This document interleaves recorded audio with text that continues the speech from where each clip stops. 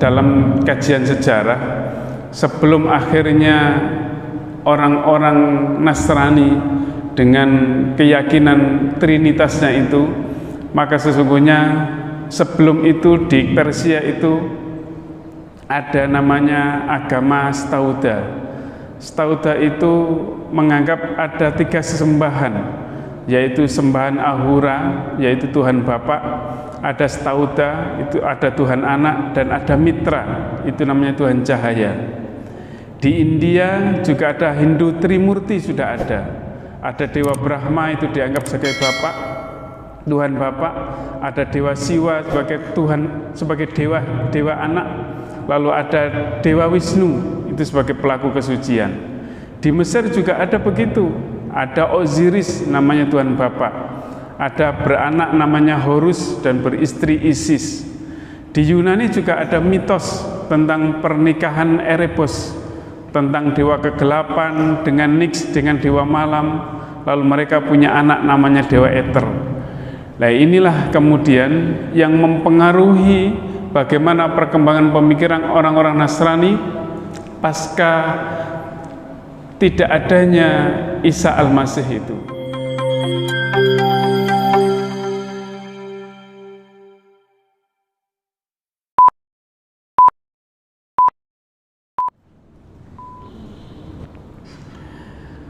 Assalamualaikum warahmatullahi wabarakatuh.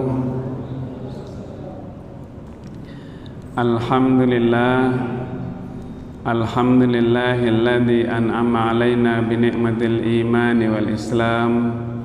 Asyhadu an la ilaha illallah wahdahu la syarikalah wa asyhadu anna Muhammadan abduhu wa rasuluh la nabiyya ba'dah. Allahumma salli wa sallim wa barik ala nabiyyina Muhammadin wa ala alihi wa sahbihi wa mawalah. Qala Allah ta'ala fi kitabihil karim, a'udzu billahi minasy syaithanir rajim. Bismillahirrahmanirrahim. Alhamdulillahilladzi anzala ala abdihil kitaba wa lam yaj'al lahu 'iwaja qayyiman liyunzira ba'san syadidan min ladunhu wa yubashshiral mu'minina alladzina ya'maluna as-solihati anna lahum ajran hasana makithina fihi abada wa yunziral ladzina qalu ittakhadallahu walada ma lahum bihi min ilmin wala li abaihim kaburat kalimatan takhruj min afwahihim iyaquluna illa kadziba. Jamaah salat subuh yang dirahmati Allah, kita bersyukur bisa menjalankan salat subuh berjamaah di masjid, lalu kita melanjutkannya dengan bersama-sama mentadabburi ayat Al-Quran, mentadabburi surat Al-Kahfi yang biasa kita baca dalam setiap hari Jumatnya, mulai dari malam Jumat sampai hari Jumatnya. Kita mencoba mengkaji bersama-sama, pelan-pelan, satu Jumat, satu ayat, dan seterusnya, sehingga kita bisa memahami apa yang kita baca. Dan semoga Allah memberikan taufik dan hidayahnya sehingga kita bisa menjalankan dalam kehidupan sehari-hari. Bapak Ibu jamaah salat subuh yang dirahmati Allah, kita masih berada di ayat wa yundziral ladzina qalu ittakhadallahu walada. Jadi Al-Quran yang diturunkan kepada Rasulullah, kepada kita semua juga adalah merupakan juga memperingatkan kepada orang-orang yang mengatakan bahwa Allah itu memiliki anak.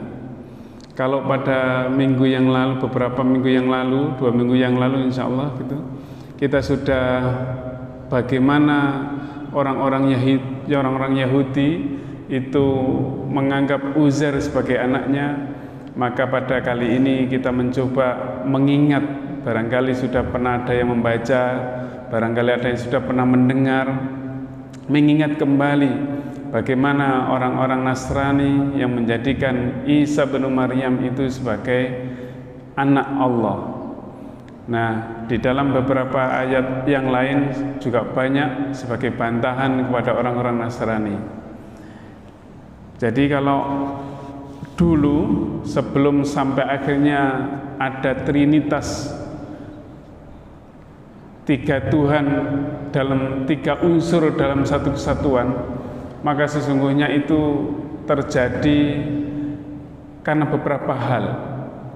Dalam secara historis, dalam kajian sejarah, sebelum akhirnya orang-orang Nasrani dengan keyakinan Trinitasnya itu, maka sesungguhnya sebelum itu di Persia itu ada namanya agama Stauda. Stauda itu menganggap ada tiga sesembahan, yaitu sembahan Ahura, yaitu Tuhan Bapa, ada Stauda, itu ada Tuhan Anak, dan ada Mitra, itu namanya Tuhan Cahaya. Di India juga ada Hindu Trimurti, sudah ada. Ada Dewa Brahma, itu dianggap sebagai Bapak, Tuhan Bapak. Ada Dewa Siwa sebagai Tuhan, sebagai Dewa Anak. Lalu ada Dewa Wisnu, itu sebagai pelaku kesucian. Di Mesir juga ada begitu. Ada Osiris, namanya Tuhan Bapak. Ada beranak namanya Horus dan beristri Isis. Di Yunani juga ada mitos tentang pernikahan Erebos, tentang dewa kegelapan dengan Nyx, dengan dewa malam. Lalu mereka punya anak namanya dewa Ether. Nah, inilah kemudian yang mempengaruhi bagaimana perkembangan pemikiran orang-orang Nasrani pasca tidak adanya Isa Al-Masih itu. Dalam kajian sejarah agama-agama, kepercayaan ini sesungguhnya mempengaruhi bagaimana keyakinan orang-orang Nasrani itu sendiri. Sebenarnya ada yang tetap berpegang pada ajaran Nabi Isa dengan, kalau dalam bahasa para sejarawan itu disebut Unitarianisme, yaitu orang-orang yang bertauhid tetap bahwa Allah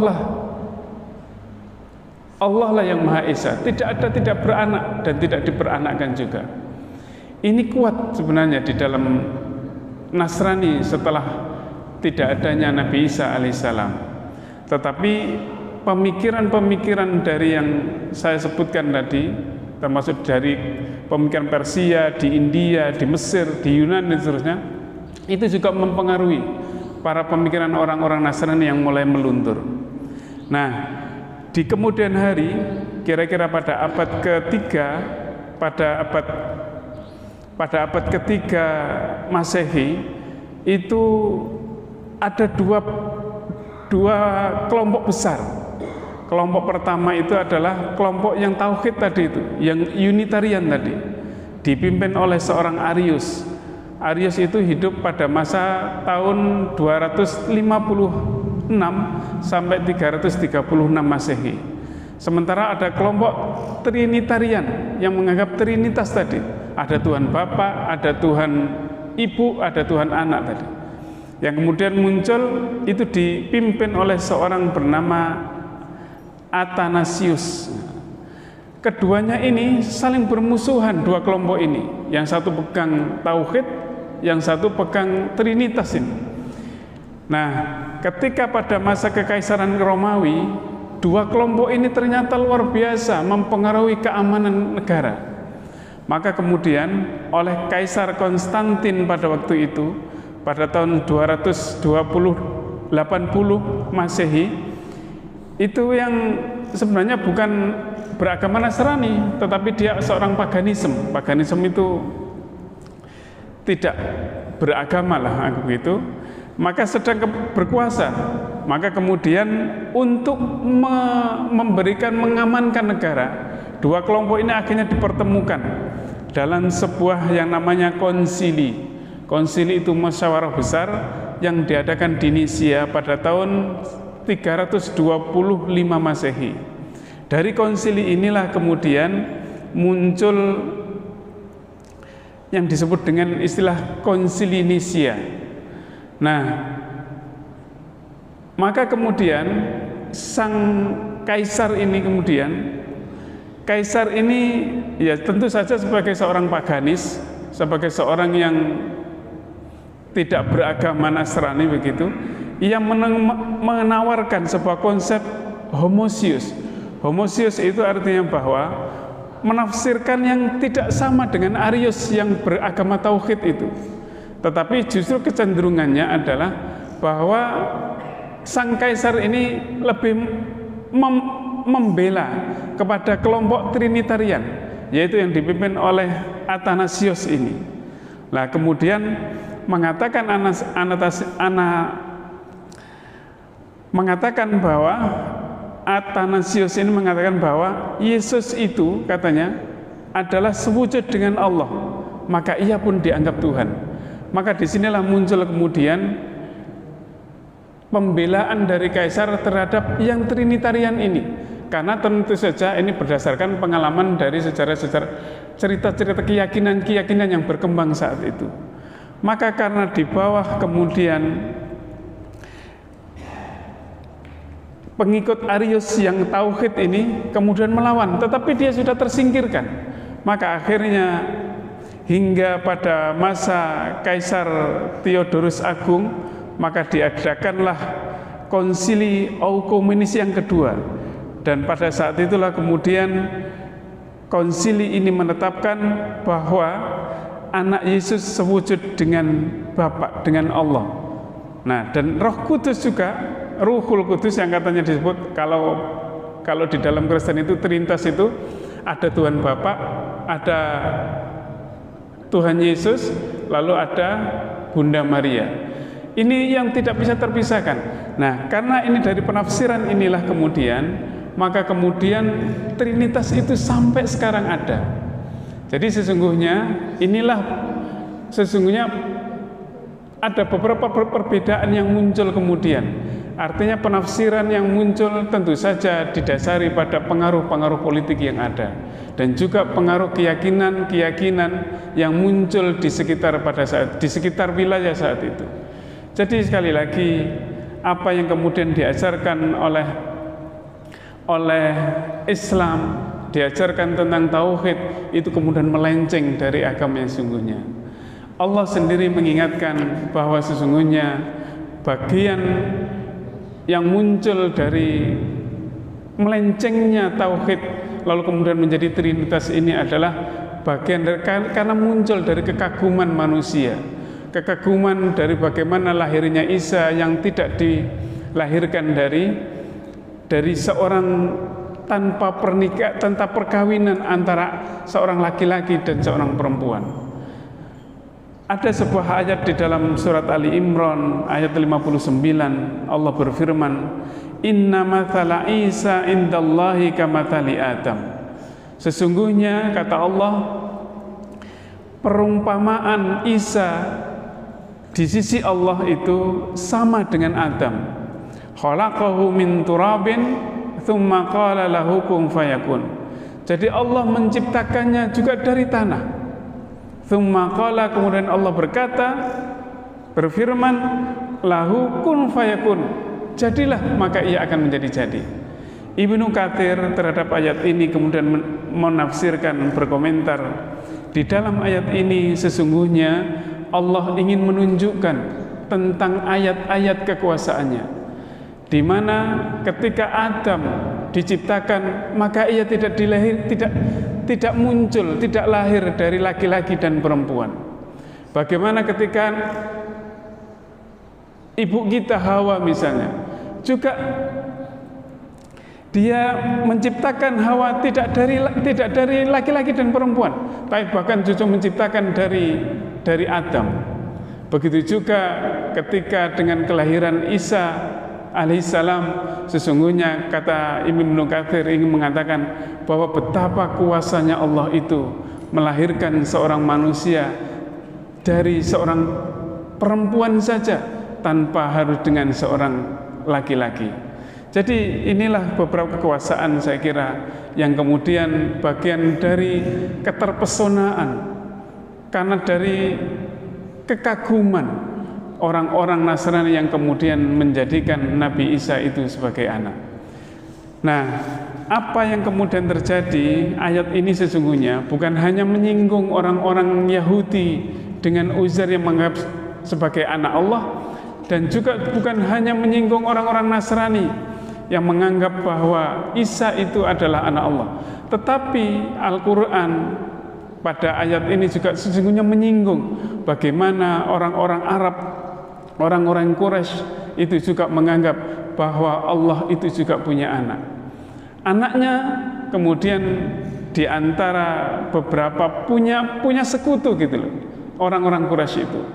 Jadi kalau misalnya mereka yakin bahwa Allah itu yang menciptakan alam semesta ini, orang-orang Quraisy itu yakin bahwa yang memiliki langit dan bumi ini juga Allah.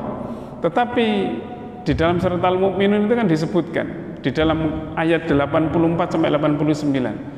Coba kalian mereka tanya orang-orang Quraisy itu, siapa sesungguhnya yang memiliki langit dan bumi?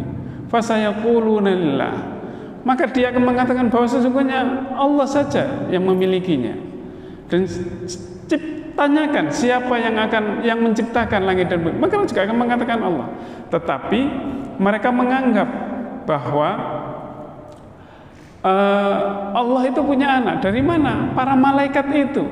Nah, ini yang kemudian menjadi disindir oleh Al-Quran dalam surat Al-Kahfi, bahwa orang-orang ini menganggap bahwa Allah itu punya anak. Jadi yang menjadi agak berat bagi kita adalah, ketika orang-orang kafir Quraisy itu adalah berawal ketika mereka berangkat ke negeri lain, ke negeri Syam. Dia kemudian takjub, loh mereka menyembah Allah tetapi melalui patung-patung itu. Nah, ketika itu kemudian mereka membawa patung lalu kemudian ditaruh di Ka'bah. Nah, di Ka'bah itulah kemudian sebagai sandaran untuk berdoa dan untuk beribadah kepada Allah. Ini yang menjadikan berat. Ibnu Abbas radhiyallahu an, ia pernah berkata, dulu orang-orang kafir Quraisy itu mengatakan labbaika la syarika lak. Jadi ketika mereka mengatakan itu, katanya Ibnu Abbas, aku memenuhi panggilanmu wahai zat yang tiada sekutu. Maka Rasulullah saat itu bersabda, wailakum qad fayaquluna illa syarikan huwa laka tamlikuhu wa ma walak. Nah, inilah kemudian perbedaannya. Jadi sesungguhnya kalau sampai di sana itu sudah cukup. Ketika orang mau naik haji dan seterusnya, itu sebenarnya sudah cukup sampai sana. Tetapi orang-orang kafir Quraisy mengatakan illa syarikan huwa laka tamlikuhu wa ma walak, yaitu kecuali sekutu bagimu yang memang kau kuasai dan ia tidak menguasai. Jadi ada sekutu di dalamnya. Makanya ketika seseorang bertauhid itu adalah diharapkan tidak kemudian nyantol gitu. Kalau misalnya kepada Allah, langsung berdoa kepada Allah saja. Jadi tidak ada halangan apapun antara kita dengan Allah. Tidak dengan melalui perantara ini, kata kalau bahasa Arabnya itu ada wasilah, kemudian tidak ada. Ya kita minta kepada Allah saja, langsung kepada Allah. Jadi tidak ada seperti orang-orang kafir Quraisy ketika mau beribadah kepada Allah, ketika mau berdoa kepada Allah, dia melalui patung-patung yang ditaruh di sekeliling Ka'bah itu. Nah, inilah yang membuat kesyirikan, yang menganggap bahwa Allah itu punya sekutu di dalamnya. Kalau misalnya Allah punya sekutu, maka kemudian semua yang kita lakukan itu tentu saja tidak bisa langsung pada Allah. Doa kita harus melalui sekutu-sekutu Allah di dunia.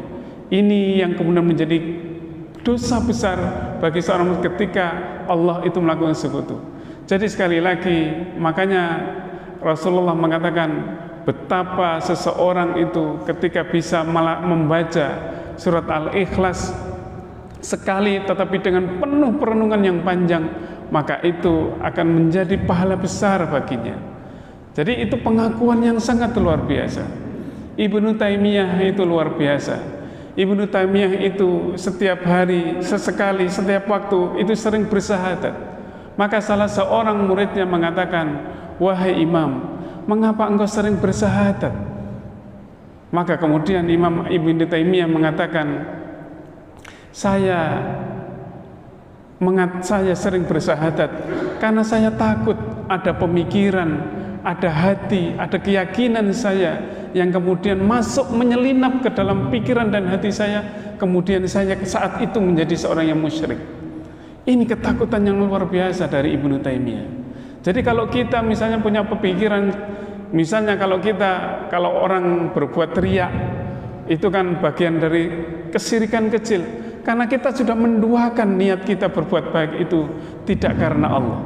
Jadi sesungguhnya itu ada kesyirikan di dalam diri, maka disitulah sesungguhnya kita diam-diam harus membaca syahadatain agar hati kita tetap bersih, agar hati kita tetap terjaga dari kesyirikan-kesyirikan itu. Jadi sekali lagi, ini hanya catatan bagi kita. Ada beberapa hikmah ketika kita mengetahui ini.